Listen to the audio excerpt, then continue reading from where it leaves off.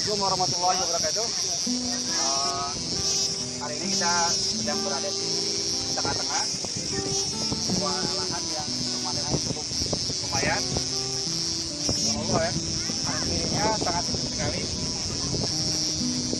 Kita berkesempatan untuk ngobrol sama dan ini. Saya penasaran Ustaz, sama materi antum yang selalu disampaikan di pengajian-pengajian itu tentang wakaf. Antum pernah mengatakan bahwa sebetulnya untuk menciptakan kualitas, tapi dengan biaya yang sangat murah, bahkan gratis. Itu antum selalu bilang solusinya itu pada wakaf, bukan pada infak dan sedekah. Anda mau kebetulan Ustaz, karena ada faktanya antum sedang dibangun di sini Ustaz. Anda pengen jelas ini antum Ustaz, mumpung kita lagi silaturahmi di sini Ustaz. Iya, jadi gini, selama ini wakaf yang sering dipahami masyarakat itu wakaf itu hanya wakaf tanah, ya kan? Itu wakaf pesantren, wakaf bangun masjid, itu saja dipahami. Padahal makna wakaf itu lebih luas, ya, terutama yang dinamakan dengan wakaf produktif. Nah, wakaf produktif itu pengumpulan dana dari kaum muslimin, seberapa banyak dapatnya dana ini diasetkan. Nah, asetnya ini harus produktif, ya, asetnya harus produktif. Artinya ketika sudah diberikan aset, dari aset ini menghasilkan keuangan, perputaran keuangan lagi. Seandainya ibaratnya dikumpulkan, ibaratnya dana 500 juta, dibangunkan kos-kosan 100 pintu. Satu pintu aja pokoknya 500 pintu gitu, sebulan. Kira-kira berapa juta dalam satu bulan buat aset dan umat yang dapat dari wakaf. Bagaimana kalau seandainya perusahaan-perusahaan, kemudian usaha-usaha yang besar, kita bisa beli dari wakaf. Bahkan mall-mall bisa kita beli dari wakaf. Gitu. Ya kan, wakaf mall, wakaf pasar, wakaf ruko, semuanya yang bernilai ekonomi bisa diwakafkan. Akhirnya apa? Bisa murah biayanya, tapi itu bisa menghasilkan dari perputaran buat masyarakat muslimin. Nah, di dunia wakaf ini sekarang itu yang lebih banyak ke dunia pendidikan. Tapi kalau untuk prakteknya di Indonesia, wakaf itu belum optimal dalam dunia pendidikan. Yang optimal sekali contohnya di Mesir, ya. Mesir itu Al-Azhar itu sudah ratusan tahun gratis sekolah di situ. Mahasiswa yang ribuan orang, bahkan mungkin ada jutaan di situ, sekolahnya gratis semua di situ. Disubsidi oleh Mesir itu, kadang mereka punya dana wakaf sendiri buat biayai santri yang tidak tinggal di asrama. Itu biayai. Dari mana? Wah, masjid itu udah punya wakaf, dana wakaf.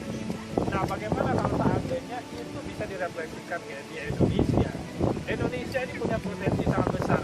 Bahkan ya, kalau kita lihat tahun 2018, negara yang paling dermawan di dunia ini Indonesia. Ya. Negara yang paling dermawan di dunia itu Indonesia 2018. Yang pertama, 2019 kita turun peringkat 5. Nah, kalau 2020 saya belum dapat datanya. Nah, kenapa seperti itu? Karena umat Islam terutama di Indonesia ini sangat dermawan dalam berinfak. Nah, kita pengen memaksimalkan. Infak yang dari kaum muslimin yang ada ini aset. Jadi wakaf dimaksud supaya ini biar lebih baik.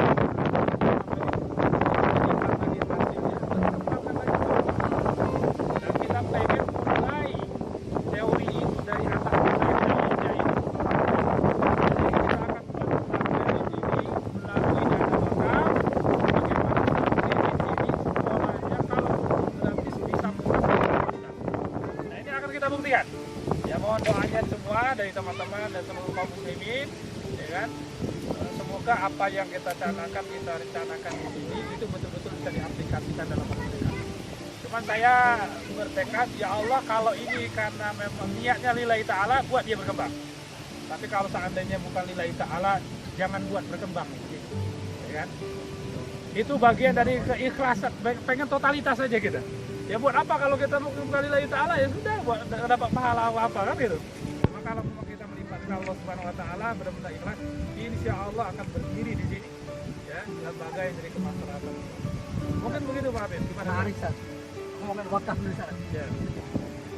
Kan untuk peran terakhir katanya tanahnya yang di Mesir itu, negara itu justru kalah tanahnya wakaf yang dikelola oleh yayasan Al-Azhar Mesir. Makanya itu tertarik dulu, Sat. Apa? Jadi teman-teman kita gitu. Teman kita. Ada teman-teman. Jadi kalau ngomong ini, Sat. Ya semua tanah itu semua dikuasai oleh asing gitu. Padahal mereka juga beli tanah itu. Nggak bisa beli gitu. Bisa aja kan? Jadi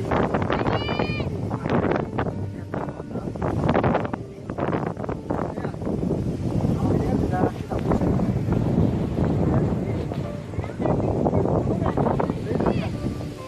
Untuk dibeli sama asing, kan bisa aja kita beli dengan wakaf itu. Ya kita berharap ada masuk dalam waktu itu bisa. Jadi untuk melawan kapitalis memang kita harus berjamaah. Berjamaah kita itu ya tadi bagaimana lebih produktif jamaah kita dan lagi-lagi kemaslahatannya buat umat. Ya, kemaslahatan buat gunung itu, ya, Gunung Putri itu kalau bisa kalau umat Islam kompak dalam untuk menghidupkan wakaf bisa kita beli. Bisa kita beli. Ya, karena kita bercuma ibaratnya di luar berkuat sama negara tapi kita nggak ada action ya. Saya berprinsip dan teman-teman di sini tahu ilmu apa sekecil apapun praktekkan dulu. Ya gitu. Kalau praktekkan dulu, jadi kita punya evaluasinya. Evaluasinya, oh begini, akhirnya kita dapat. Nah, jangan ada kalau konsepnya banyak, nggak ada faedah aja. Kita pengen mulai dulu. Nah, makanya saya di sini ngajak teman-teman, ayo kita berwakaf, buat kemaslahatan umat, gitu kan. Kita mulai dari sini dulu, kita buktikan bahwasanya hal yang kecil yang menurut kita ini bisa besar. Ya. Dan saya pengen ibaratnya dalam waktu di pelosok-pelosok negeri pun ibaratnya semuanya bisa dikasur lewat wakaf. Jadi ibarat pesantren di pelosok negeri atau mana pelosok negeri kita bisa biayai dari wakaf. Ya. Jadi nggak apa-apa kita utus ustaz sana, tapi masalah finansial nggak usah khawatir. Ya. Kita pengen. Nah ini kan cita-cita besar. Ya. Cita-cita besar dari dari kami teman-teman ini harap kita support, ya kan. Semoga setidaknya cita-cita besar ini kita semua berikan. Nah, gitu. Karena memang yayasan itu juga tapi ibaratnya sekian persen saja ikut campur dalam pengelolaan. Selebihnya itu akan dikerjakan oleh profesional. Tidak ada nanti ibaratnya ini milik keluarga, enggak. Yayasan ini memang nanti tidak dikerjakan oleh profesional. Sehingga tidak ada ikut campur didominasi oleh keluarga, mungkin dalam kebijakan tidak bisa. Semuanya akan dikendalikan oleh profesional. Sama seperti mungkin pelajar, gitu kan, dalam Muhammadiyah. Nanti akan prosesnya seperti itu profesional.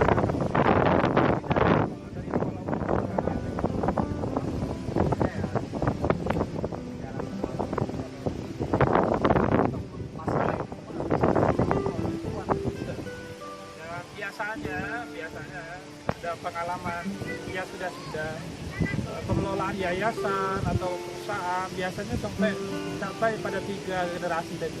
Kalau udah 4 generasi itu udah kacau. Udah kajiannya udah seperti itu. Makanya kalau perusahaan atau yayasan pengen bagus, pada generasi ketiga sudah digantikan kepada profesional, bukan orang-orang dari ini. Makanya itu ada hak-hak yang wilayah berapa persen itu tidak bisa didominasi oleh yayasan. Itu udah profesional. Kalau ada pengembangan itu mau diotak tidak bisa. Udah aturan yang profesional. Kajian nanti kita bisa kembalikan. Cuma yang saya menarik di sini kan, jangan masuk yang jaga. Ada ikan. Ini apa saja sekarang ini? Ini jahe merah ya. Dan yang paling murah itu karena di sini ada nanti dikonversi nanti kan? Ya. Baik kan? Karena ngomongnya sampai banyak mungkin konsep makan gitu. Boleh. Karena pengen lihat juga teman-teman yang tertarik. Boleh. Dan kita berharap ya teman-teman kalau pengen mengunjungi sini sekalian nongkrong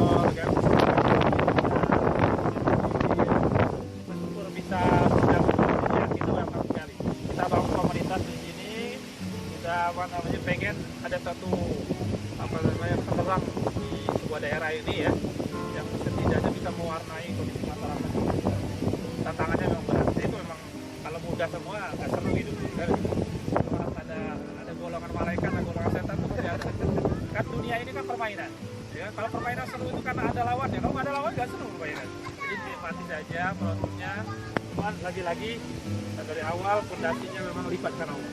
Kalau kita libatkan Allah, serahkan sama Allah. Kalau lebih baik bagi Allah, kalau tidak baik ini bagi Allah, insya Allah Allah akan musnahkan. Gitu.